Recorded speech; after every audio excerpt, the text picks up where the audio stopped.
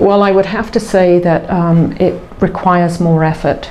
So I think often when patients are engaged in research, it's that convenience factor. Oh, I have a patient who's articulate, but they may not be representative of the broader society.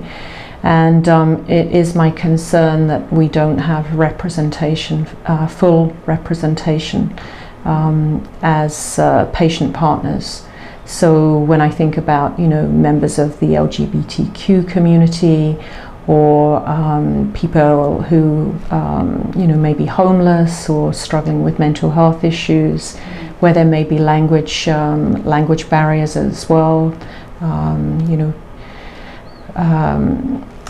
new immigrants, or I'm just concerned that we don't have full inclusion.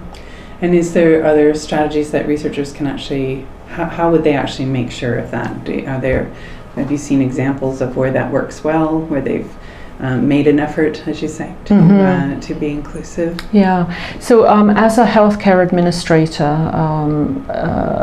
a number of years ago, I was involved in a study looking at the provision of home care and long-term care to members of the LGBTQ community. And they used a lot of very flexible strategies in terms of social media, and just reaching out to community groups. So there are advisory committees. I know in the UK there tend to be more advisory committees. So I'm wondering if the formation or even the knowledge, the research team's knowledge of members of the stroke community, or shelters for women. So just being creative and really thinking about how they might be more inclusive.